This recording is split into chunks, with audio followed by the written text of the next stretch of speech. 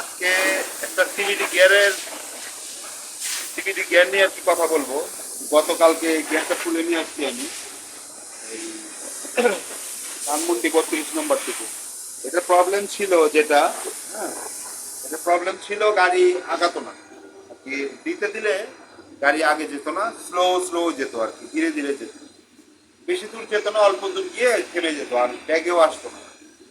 আমরা এটা খুললাম, গিয়ারটা খুলে দেখলাম যে এই টপের যে ক্লাস প্লেট, দেখো কাছে দেখো, এই ক্লাস প্লেট, এই যে একটা, এটার একটা মুখ, এটার একটা মুখ, এই মাঝখানেরটা খেয়ে গেছে, মাঝখানেরটা খেয়ে গেছে ক্লাস প্লেট, এবং প্রেশার প্লেটে দাগ পড়ে গেছে, এই যে প্রেশার প্লেট।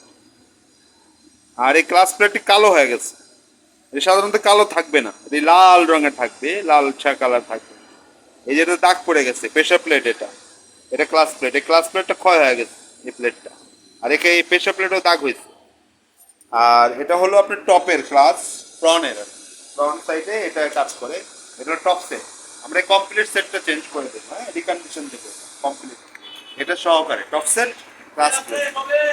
তারপর এটা হলো রিয়ার ব্যাগের ব্যাগের প্লেটগুলিও চেঞ্জ করে দেবো। এই যে ব্যাগের ক্লাস প্লেট, এটা প্রেশার প্লেট, এটা প্রেশার প্লেট, এটা ক্লাস প্লেট, এটা ক্লাস প্লেট, এটা প্রেশার প্লেট, আর কি তিনটা ক্লাস প্লেট হয়, সব চেঞ্জ করে দেবো। এটা হলো অয়েল পাম্প, অয়েল পাম্পের প্রেশার কম, এই অয়েল পাম্প প্রেশার কম হওয়াতে অয়েলটা উপরের দিকে আসে না আর কি, উপরের দিকে প্রেশার দেয়, এটা কাজ হলো প্রেশার দেওয়া। অয়েল পাম্পটা চেঞ্জ করবো, পাশাপাশি সিলগুলি চেঞ্জ করবো, এই সব সিল চেঞ্জ করবো, এই সিল চেঞ্জ করবো, হ্যাঁ। এটা টপ গ্যালারি, টপ গ্যালারি এটা ঠিক আছে।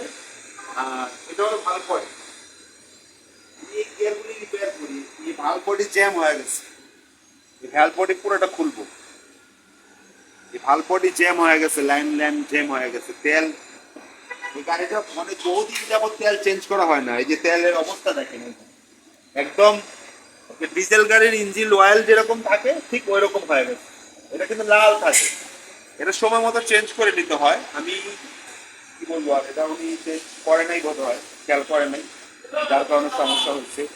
ফিল্টারও জ্যাম হয়ে গেছে, ফিল্টারটাও চেঞ্জ করবো, ফিল্টার জ্যাম হয়ে গেছে, এই ফিল্টারটাও আমি চেঞ্জ করে দেবো, বেশ কন্ডিশন আছে।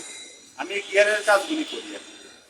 আপনারা আমাকে অনেকে চিনেন, আমি গিয়ার এবং ইঞ্জিনের কাজ করি। এই যে গাড়ি ডিস্টা গাড়ি, এটা ইঞ্জিনের কাজ করতে, ইঞ্জিনের লেদ ওয়ার্ক চলে গেছে, এটা এটা ইঞ্জিন সিক্স করছে, রিক্সা 96 মডেল, এটা ইঞ্জিন ওভারহোলিং করতেছি আমি, ইঞ্জিন, হেড, সাসপেনশন। আপনাদের যদি গাড়ির কোনো ইঞ্জিনের অথবা ওই গিয়ারের কোনো সমস্যা থাকে, তাহলে আপনারা আমার সাথে যোগাযোগ করতে পারবেন, আমার নাম্বার তো দেওয়াই আছে। আমি রিপেয়ারিং কাজটা বেশি করবো, চেঞ্জে খুব কম চাই, আমি চেঞ্জ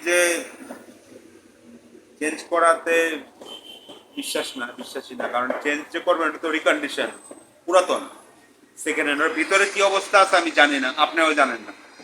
লাগানোর সময় লাক ফেভার করে, অনেক সময় ভালো চলে, আবার অনেক সময় প্রবলেম করে। আর কাজ করে দিলে আমি নিজের হাতে কাজ করি, নিজের হাতে দেখে ওটাকে নিজে অ্যাসেম্বলি করে দিই, আল্লাহর রহমতে 2-4-5 বছরে খুলতে হয় না। আমি এ পর্যন্ত যতটি করছি সব সুন্দরভাবেই চলতেছে, কোনো প্রবলেম হয় না। আপনারা এসেন। আর অনেকে প্রশ্ন করেন যে খরচের ব্যাপারটা কিরকম খরচ যায়, আসলে এই সিভিটি গিয়ারগুলো তো অনেক দাম, দাম হওয়াতে মালের দামগুলিও বেশি। এখানে একটা ক্লাসের সেট 8-10 হাজার টাকা ক্লাস সেট, অয়েল পাম্প, আর তেলের দাম তো জানেনই আপনারা, 4200 টাকা করে এক ক্যান, 2 ক্যান অয়েল লাগবে। ওই ওই ক্ষেত্রে আপনার 45 থেকে 50-এর মতো খরচ হয় আর কি, সিভিটি গিয়ার রিপেয়ার করতে গেলে, একদম খোলা ফিটিং ক্যালিব্রেশন সহকারে।